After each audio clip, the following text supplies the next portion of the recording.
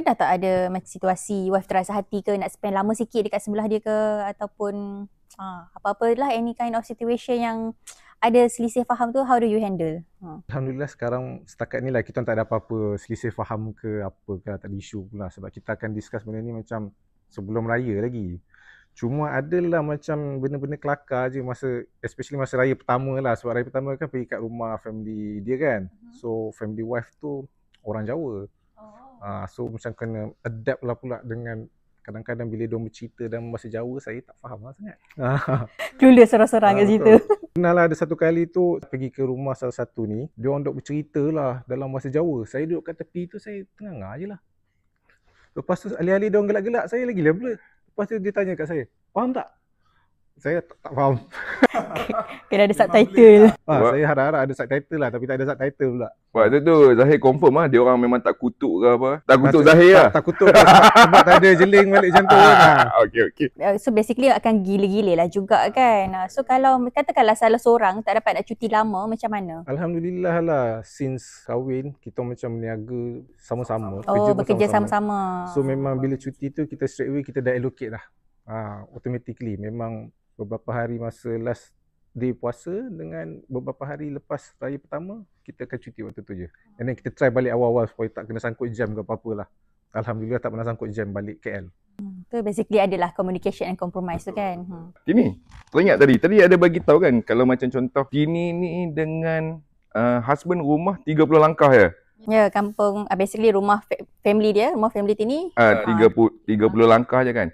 So nampak macam best lah dekat kan, bila-bila masa boleh pergi kan. Ada tak bagi Tini sendiri cabaran kalau rumah family dekat macam ni? Saya pun dekat juga tapi 45 minit, tapi ni sangat dekat lah, 30 langkah. Kan, tu biasanya lah. Even daripada awal kahwin pun orang cakap kata senang lah, tak payah fikir dah nak pergi mana, nak tidur rumah nak raya rumah siapa dulu, dah tak payah nak fikir. Tapi sebenarnya dia punya cabaran dia tu dari segi nak tidur rumah mana. Nak tidur rumah siapa kan. So basically macam tanyalah, tidur rumah 19 ke nak tidur rumah 22 ni? Macam mana? Sebab walaupun rumah dekat, tapi still lah kita nak bawa barang sana sini tu leceh lah kan. Siapa 19? Siapa 22 tu? Saya 19, dia 22. So basically rumah saya dululah. Sebab kalau lalu pun stop kat 19 dulu. Tapi dekat sangat dah 19 dengan 22 sebab rumah kan genap dengan ganjil kan. So opposite lorong ada opposite lah. Dia opposite rumah lah kan. Opposite lah, 30 langkah. So ada tak pernah macam Tini sendiri tidur rumah parent, dia tidur rumah parent dia? Ada. Agak dah. Ada, confirm ada. Sebab basically macam dia kalau Tini duduk rumah dia, ada adik, ada abang kan. Kan kita kena pakai tudung. Kadang-kadang tu macam malah lah nak pakai tudung kan. Baliklah tidur rumah sendiri. So and then especially bila dah ada anak ni, kalau rumah dia penuh, rumah dia tak ada bilik available, memang akan tidur rumah Tini. Bila dah ada anak ni, kalau sebab cousin saudara sebelah sana selalu ada kat rumah, so anak Tini akan prefer duduk dekat rumah tok dia yang sebelah ayah lah, sebelah abah dia lah. So kalau macam dia tak nak balik tidur rumah mak tok dia yang ni, tapi ibu nak tidur sini, so awal-awal dulu memang penat. Almost every day akan gila-gila lah sebab nak bagi balance lah orang kata. Tapi after a while tu macam tak boleh penat. So sekarang ni dia dah jadi macam kalau rumah husband tu ada bilik available, kita orang akan tidur rumah husband je. Rumah 22 lah. Masa baru-baru kahwin tu macam mana Tini decide dengan husband? Masa awal kahwin dulu, kita orang memang rumah dekat-dekat, tapi Tini masih ada kampung dekat Besut. Masih ada kampung dekat Besut, rumah kampung belah mak lah. So masa first year raya together tu, Tini dapatlah feeling raya belah husband sebab family Tini balik raya Besut.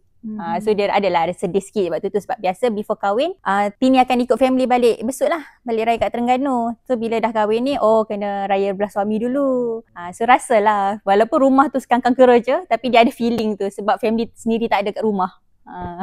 So Tini pernah tak macam tersepit macam Tini datang sini macam antara dua rumah tu, pernah ke? Pernah. Memang akan ada lah sebab arwah abah ada. Selalulah dapat teks kadang-kadang, Mai lah tolong sini. Macam tu. Kalau dekat sana, Mai lah tolong sini. Kalau duduk dekat rumah sini, rumah sana pula kata panggil, minta tolong something. Awal-awal struggle lah sebab kadang-kadang at the same time kan. Tapi after a while tu kita orang boleh manage lah. So basically, tengoklah kalau contoh family sebelah dia, adik-beradik tak ramai kan. Bukan adik-beradik tak ramai, I mean ada yang tak ada kat rumah, tak balik lagi. So kalau rumah Tini, contoh kakak Tini dah ada, adik Tini ada. So kiranya mak dah ada pembantu lah. So kita ke sebelah sana. Tu orang macam gila-gila macam tu lah, tengok pada keadaan. Kadang-kadang pagi sana, petang sini. Okay Tini, banyak jugalah tadi Tini ada bagi tahu tips bila family ni dekat kan, duduk dekat. Actually apa yang benda yang paling penting bila apa tip lah Tini untuk macam mana nak tolerate benda ni sebab dah dekat kan, family dah dekat kan. Nak pergi rumah siapa dulu. Dia basically orang walaupun duduk rumah dekat-dekat, 30 langkah je, sama je cabaran dia tu dengan orang yang kena gila-gila. Sebab basically rumah lain-lain juga. Betul, walaupun ya, dekat sama, kan. So kena communicate dengan compromise lah. Tengok jugalah pada situasi kan. Advantage dia dekat lah kan. Apa dia? Cuma advantage dia dekat lah. Dia tak adalah sangkut jam ke apa. Okay, kalau macam Aswad pula macam mana? First time dulu decide nak balik rumah siapa dulu? Oh, start sekejap Saya nak try recall. Saya kahwin dah 13 tahun. Rasanya yang first time tu sebab dah ambil hati mak mentua. Jadi saya balik rumah dia saya rasa. So agak pelik juga sebab kalau rumah saya memang saya sulung. So kalau balik rumah dia agak bongsu. So banyaknya saya jadi runner lah, pergi beli ais, pergi beli daging. So dia punya situation dia agak lain sikit lah. Tapi untuk menjawab yang Tini tanya tadi, memang first time memang saya dekat rumah wife lah. Masih sebab macam tadi Kak Fika kata, husband akak nak sulung. So mestilah kena rumah mak husband. Yang ni kita ada husband yang mengalah. Saya bukan takut bini, cuma Bini yang tak takut. tu memang ayat kami lah. Bini tak takut, tak boleh takut sangat kan. So kita first raya memang rumah dia lah. Lepas tu second raya saya rasa still rumah dia. Third raya pun rumah dia. So saya tak ingat lah berapa kali lah rumah dia. Tapi basically sebab rumah kami memang dekat. So memang first day tu even saya boleh raya dekat rumah tok saya waktu tengah hari tu. So kita akan travel lah daripada Perlis, Kedah ke Alor Setak Kedah jugalah kan. So benda yang sama lah. So every single year kita buat benda yang sama. Kita raya dalam satu kawasannya. I see. Pernah tak ada situasi macam tiba-tiba wife merajuk, macam dia rasa yang patutnya turn dia, tapi Aswad pula nak balik rumah. Sebab tu tadi yang cakap tadi, raya pertama dia, raya kedua pun dia. So dia mungkin dia merajuk waktu tu, saya macam mengalah je lah. Tapi saya mengalah lah, bukan takut lah. dua kali dia justify tu. So Aswad ada macam strategi tak? Ada strategi tak? Sebab macam nak kena running sini sana kan? Oh, strategi dia basically apa yang kami buat dah beberapa tahun ni lah kan. Kami akan buat satu lagis yang besar, lebih kepada lagis tu untuk simpan yang barang yang paling untuk lama lah. Dan kami akan ada lagis kecil untuk kami bergerak bila-bila masa. Sebab malam raya kami boleh duduk kat Kuala Kedah, kami mungkin boleh duduk kat tempat rumah, dan kami mungkin boleh duduk kat Perlis. Kami boleh berada di mana-mana. So kami ada satu lagis kecil untuk bawa lah, yang memang senang akses. Tarik je lagis tu ada benda. So yang lagis besar adalah lagis besar lah yang kami akan biar dengan kita. Lagis besar tu selalunya ada apa? Lagis besar tu yang pakaian yang lebih kepada 5 hari. 5 hari pakaian. Kalau ni kiranya yang kecil tu untuk short stay lah. I see. Ingat kot dia macam ada barang lain pula. Dah macam camper van lah lebih kurang. Macam camper van lah. Itu tu pun macam camper van lah. Okay, so tadi kita pun dah sembang dah kan pengalaman masing-masing, macam mana first time decide nak balik raya dulu kan. Hopefully orang yang tengah pening nak plan balik raya, pasangan yang baru kahwin ni dapat some ideas lah. Dapat tips lah daripada dapat some tips and ideas lah.